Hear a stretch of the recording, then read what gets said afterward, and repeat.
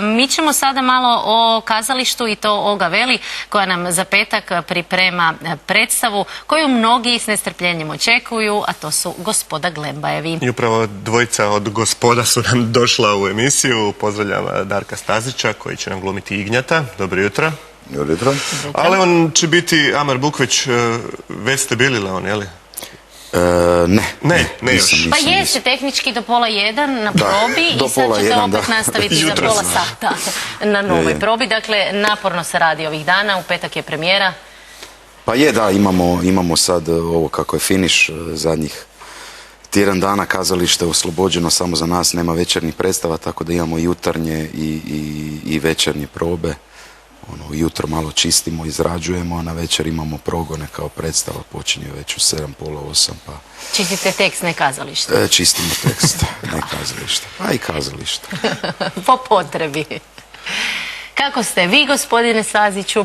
Dobro, hvala na pitanju. Jeste se uspjeli što naspavati? Bilo je par sati između nas. Pa mislim, naporno je, zadnjih dana je stvarno naporno, kao što veli Amar, ali dobro, to nam je posao, šta? Ignjetu isto u životu naporno. Gospoda Glembajevi su klasik hrvatske književnosti. Vjerujem kako svi naši gledatelji znaju sadržaj priče. Koliko će se ova predstava, dakle ova izvedba u režiji gospodina Miroslava Međimurca razlikovati od onog što smo već gledali? Pa, teško je to reći ovako. Znate, svaka predstava ima jedan svoj pečat, ili i redateljski, a naravno i cijelog autorskog tima. Nemoguće je reći da će ona donijeti nešto strašno novoga, jer nije ni takav pristup je manje više klasičan. Ono što je možda zanimljivo reći tu, da se gospoda Glembajevi doživljavaju kao jedan prikaz, to se često govori, jednog društva neposredno prije Velikog rata, Prvog svjetskog rata, radnja se zbiva 1913. I da je to slika jednog društva koje je tada... I sada? Međutim, i onda veli koliko je to aktualno danas. Pa ja bih rekao da Krleža naravno nije mogao anticipirati, iako danas možemo povući neke paralele propašću Agrokora, padom Todorića, ovako. Ali naravno da Krleža to nije mogao anticipirati tada, a i on je sam govorio da takvo društvo tada nije bilo. To je jedna literarna fikcija. Zanimljivo je da se ta literarna fikcija Krležina poklapa danas sa nekim aktualnostima našim, ali ono što je za cijeli njegov opus o Glembajevima, čini mi se najznačajnije, nije presjek socijalnog stanja nekog društva, nego upravo međuljudski odnosi. Znači, odnosi između tih njegovih likova koji su briljantno napisani i to je ono u čemu zapravo glumci traže inspiraciju. Kako iz tih slova, iz tih riječi na papiru izvući živa lica, da publika vjeruje da su to doista ljudi koji evo taj čas na sceni stvaraju rečenice, međusobne odnose, i to je ono što nas najviše inspirira, zanima i uzbuđuje. Pa ovo kad povlačimo već paralelu između nekad i tamo imamo gaženje nekih bogatih i slavnih koji prolaze nekažnjeno, nažalost puno toga se ponavlja. Pa da, zapravo, evo, dobro ste to primijetili, kad bi se zapravo sad sa ovim današnjim i konkretno što se u Hrvatskoj događa, vrlo slične neke stvari se događaju.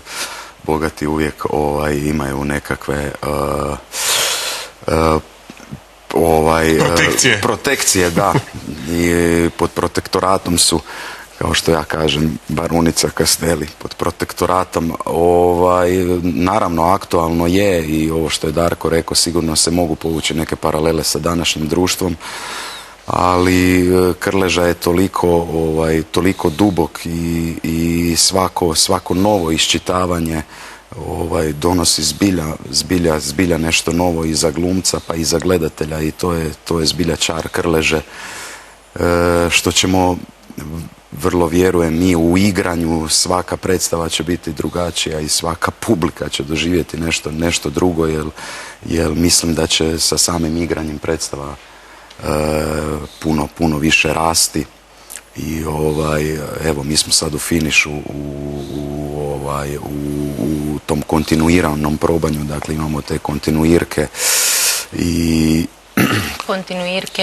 kontinuirke kad se ide od početka do kraja, kad se sve i tehničke stvari uđu unutra, tako da to je kod nas glumaca. Da naučimo malo i ovog glumačkog slenga. Rijetko je to se obično događa u zadnjih tjedan dana, pa nekad možda 3-4 dana da glumac, što je posebno meni teško, jer sam ja od početka do kraja cijelo vrijeme na sceni, pa onda... Netko mora. Da. Nataša Janjić, Vedančić, Barunica, ostatak ekipe? Tako je, Darko Milas je Fabrici, Hrvoje Klobučar Silvebrand, Nikola Bače je Franc, Sven Medvešek je Dr. Altman, Dijana Vidušin je Angelika i koga smo još izostavili? Samo da nismo nekog izostavili, ja mislim da nismo nikog. Sjetit će se oni vas kada se vidite na probi. Dobit ćete poruku poslije. Da, zapravo ne treba jer idete na probu. Igrate Leona, što mi se ovako čini da je nekako možda i san svakog glumca zaigrati tu ulogu. Pa je, mislim san, je. Hamlet ili Leone, to je kod nas, to je hrvatski Hamlet. Zašto tako dramatično? Stvarno se umorili. Umoran sam, zbilja sam umoran. Evo, sad sam dopio po bubici, ja znam da to ne smijem raditi. Mislim, meni je, ja sam sa Leoneom, evo da ponovim to ponavljam stalno, upisao sam akademiju sa Leoneom, to mi je bio na prijemnom ispitu mi je bio, ali sigurno ne samo meni od 270 ljudi koji se prijavilo te godine, sigurno ih je bilo 269 koji su imali Leona. Obično se radi taj monolog kad on taj jedan duži pasus, molim te samo da ti ponovim neke stvari. Obično se taj monolog radi, svi izvuku, ali evo, konkretno sam imao taj monolog i na Lidranu sam. To ne znači da ste i vi na prijemnoj akademiji radili taj isti? Ne. Dobro. Ali mnoge, evo, moje kolege sa klase su bili. Ja sam na Lidranu, evo, i s tim monologom i osvojio i neke nagrade i tako, i to je bio neki okidač. Jesi li u vrtiću onda glumio Leona, pa da je baš kod ti, ne znam. To je bio neki okidač za upis. Da, pa bio sam patuljak Glupko u Snjeguljici 7 Moram priznati da je to zbilja veliki napredak. Da, ako već pitate. Od Glupka do Leona. Na koji ste način doživjeli lik Ignjata? Kao i svaki drugi lik, svako drugo lice koje glumac priprema i igra, znači koje su to tehnike, koje su metode da se iz tog papira, iz tih slova stvori živo lice. Pa mislim da svaki glumac kreće od istoga, od sebe. Ja sam htio pitati, svaka nova uloga je dio vas u stvari. Ne može biti obrazac po kojem se radi. Upravo tako. Dakle, ne može čovjek izgraditi neko lice koje nema puno elemenata unutra u sebi, da bi bilo organski, da bi bilo uvjerljivo, da bi bilo za gledatelje zanimljivo, a zanimljivo je onome ko radi, istraživati. Vidim, i puši se na sceni. Da. Dobro. Evo, gledamo dok razgovaramo, dakle, i fotografije, taj ste dio odradili, pa smo, ne znam, je li premijerno. A to je upisano u tekstu. Naravno. Imamo vatrogasca. To nas je jako brinulo. U petak spomenuli smo i premijera, kad ćemo kasnije moći doći vidjeti predstave? Tako je, ja mislim da kontinuiramo, igramo, zapravo uvjeren sam, igramo, dakle premijera je 6. 7. je subota, 8. je nedjelja, nema predstave u Gaveli, inače nedjelju nema predstave, 9. 10. 11. 12. Cijeli tjedan se igraju Glembajevi i dosta smo na repertoaru, koliko sam upoznat sa našim marketingom, su mi rekli da prodaja je jako ide, tako da ljudi požurite,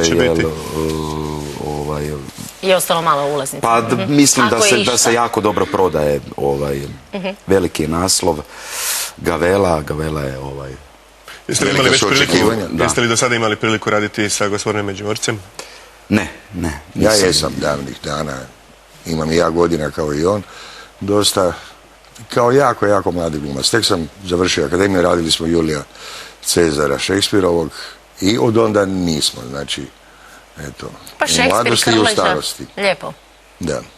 Dobro, gospodo, evo, popite jednu kavu na moj račun, molim vas, da se malo razbudite i sretno u petak. Doći ćemo vas gledati. Hvala vam na gostovanju.